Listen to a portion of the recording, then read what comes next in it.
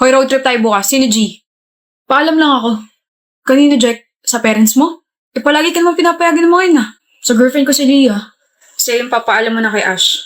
Anak ng mga under! Ang corny nyo ba? Ang cringe pati. Bakit nyo kailangan magpaalam sa mga girlfriend nyo? Ano yan? Kasi girlfriend namin sila, Adli. Ayaw namin sila mag-overthink. And wala namang masama kung magpapaalam kami. Hindi Ibig sabihin, hawak nila yung mga desisyon nyo sa buhay?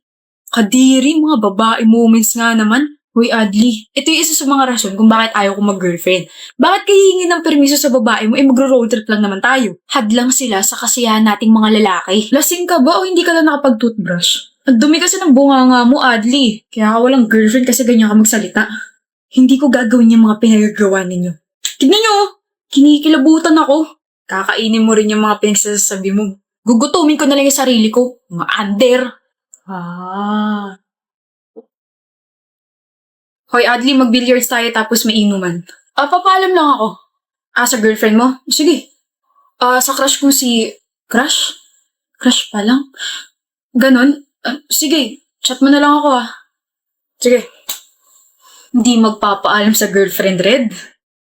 Hindi rin sa nililigawan, Jack. Kung hindi sa crush naman pala magpapaalam itong kaibigan nating si Adli. Iba pala magkagusto to Ano nga ulit yung sabi niya 2 years ago, bro?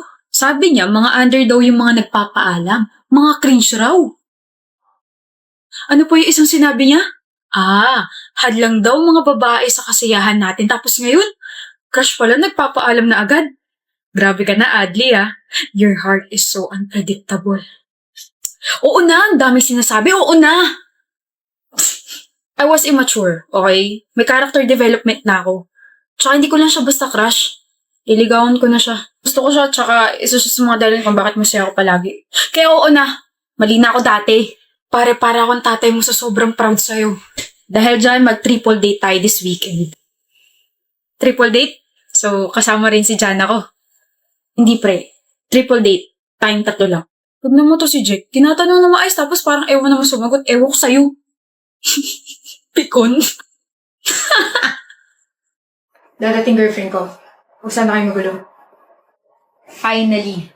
Hoy Lloyd, huwag ka raw magulo. Sira ulo. Ikaw huwag magulo, Antonio. Guys, please. Oo na. Mababait naman talaga kami, Soren Don't worry. I'm serious. Seryoso rin kami. I trust you both. Ngayon mo pa rin siya ipapakalala, di ba? Maganda ba? I stalked her yesterday. She's hella photogenic. Magpapanlin lang pre. Maraming mala itsura sa pictures nila. Kala mo maganda pero bagsak pala. What? Wala. Antonio, why would you stalk her? Curiosity. She's here.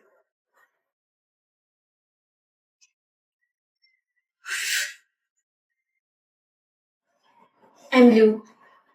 Nice to meet you all. What's up? I'm Lloyd. Antonio. 7 out of 10. 8 out of 10. Guys, do you need something? Water. Noted. I'll be back. Take a seat. You're right. Gano'n na kaya katagal ni Zoren? 1 month. Ano gusto mo sa kanya? He's smart and may sense kausap.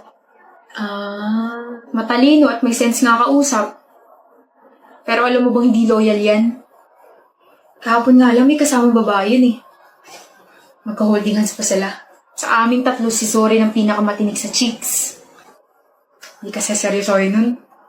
Maraming babae yun. Ang lukot-lukot siguro ng buhay niyo, Ano? You're both shameless and disrespectful. Tama nga talaga na my boyfriend's friends will never be my friends. Seryoso mo naman masyado. Well, the fact that you rated me means pasok ako sa standards niyo. But too bad. Mas gwapo pa talampakan ng boyfriend ko kaysa sa inyo. Sabi mo? Here, babe. Thank you.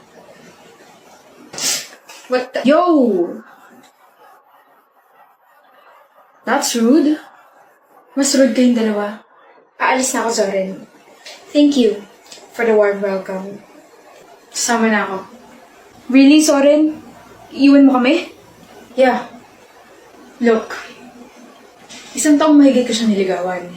At ayoko mawala siya sa akin dahil sa inyo. Nakiusap ako sa inyo kanina, di ba? Alam ko mga siraulo kayo, pero wala akong kaibigan na bastos. Yun lang.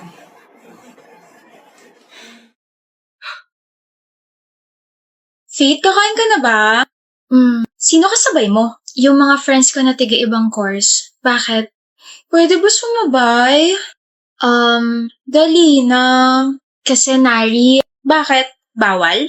I'm actually okay with you joining us, pero kasi I have to ask my friends first if okay sa kanila. Damot, huwag na nga. Hi, Faith! Hi, Nari. Sorry kahapon. Uy, no, it's okay. Hindi ka galit? Hindi, ano ka ba? Sige. Faith? Bilang pambawi sa pag-reject mo sa akin kahapon, ilibre mo naman ako. Bakit? Kasi di ba hindi niyo ako sinama sa lunch niyo kahapon? Nakakatampo. Ilibre mo na lang ako. Hindi ka galit pero nagtatampo ka. Sabi ko naman sa'yo, di ba, I have to ask my friends permission muna. Ayaw mo ako ilibre? Di naman sa ayaw, pero kasi I don't think we're close enough para ilibre kita. So ililibre mo lang isang tao kapag ka-close mo na. Hindi mo nga ako sinama kahapon. Ako na ngayon lumalapit para makipag-close sa'yo, tapos ngayon sasabihin mo, I'm sorry. Ewan ko sa'yo, choosing.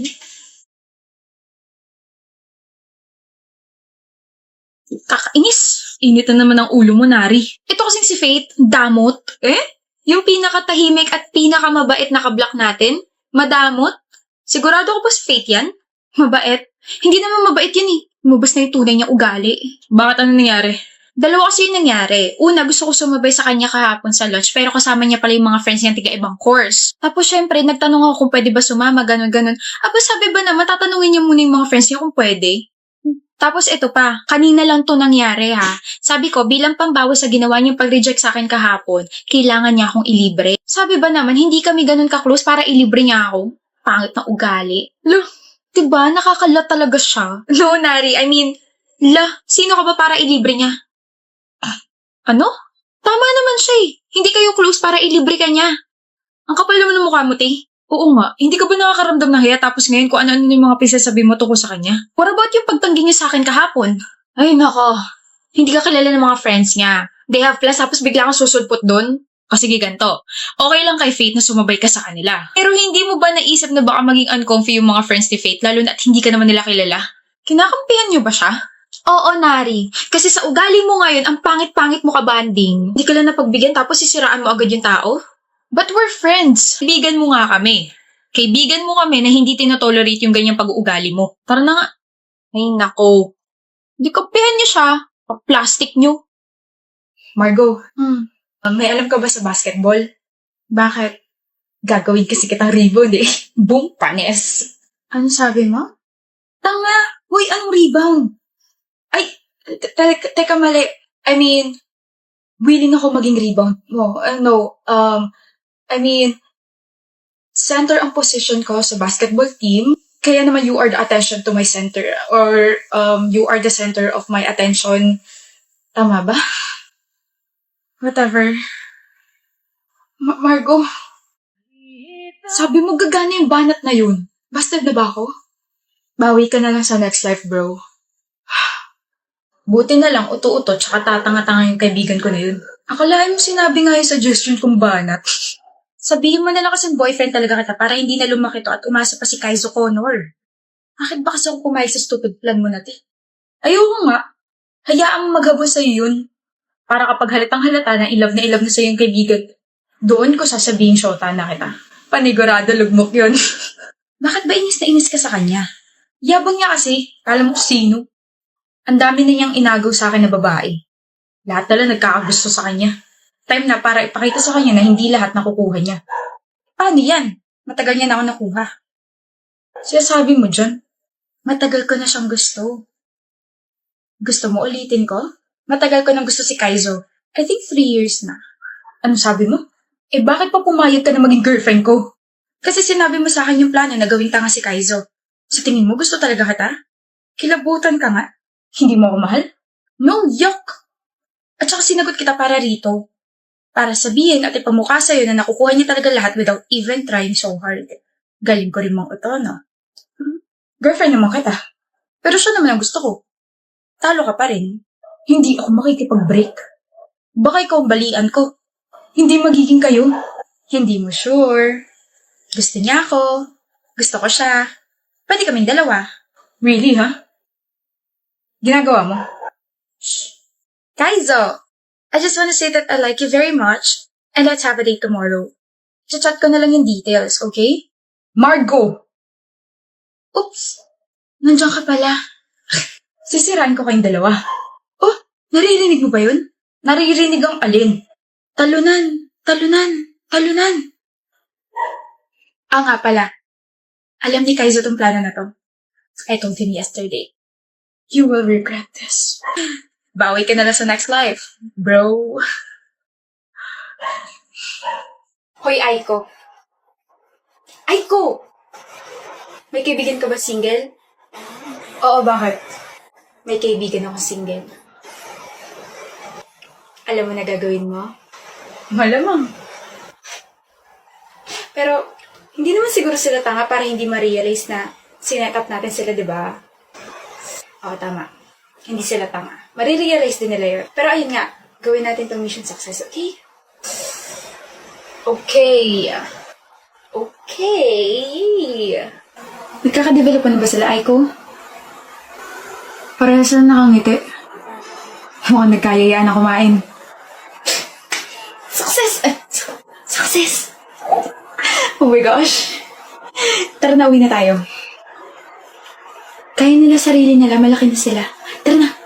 Tayo, Ria. Kaya tayo makakadevelopan. Sira ulo! Bagay naman tayo, ah. Tao tayo, tanga. Hindi ka mabiro, no? Pwes ang bantot ng joke mo. Salitang hindi mabango. Pero ang ironic, no? Matchmaker tayo pero wala tayong kamatch. Kasi hindi ka gumagawa ng paraan para magka-love life ka. Ganon yun. Paano yung taong gusto ko, pilosopo? Kapag gusto, may paraan. Kapag ayaw, may dahilan. Eh, natakot umamin. Takot ka ma-reject? Hindi ako takot ma-reject. Parte na ng buhay yan, eh. Mas takot ako sa kung ano man magiging reaction niya pagkatapos ko umamin sa kanya. Bakit? Hindi niya kasi seseryosohin yung confession ko. Tatawanan niya lang ako. Bobo siya kapag ganun. Eh di bobo ka pala. Ano? Gusto ko ta. Gusto ko ta, Ria.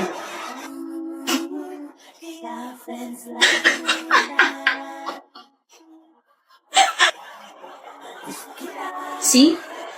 I told you. Kapag umamin ako, tatawanan mo lang ako. Gets mo na. Pero ano, don't feel bad. Please. Okay lang ako. Ganun talaga. Nagiging tuloy tayo para sa dalawang tao, pero yung sarili nating tulay, hindi natin maasikaso. Kaya tara na, umuwi na tayo. Natawa ko pero hindi ko naman sinabi na hindi kita gusto. At ano? Tara na. Nagutom ako bigla. Tara na.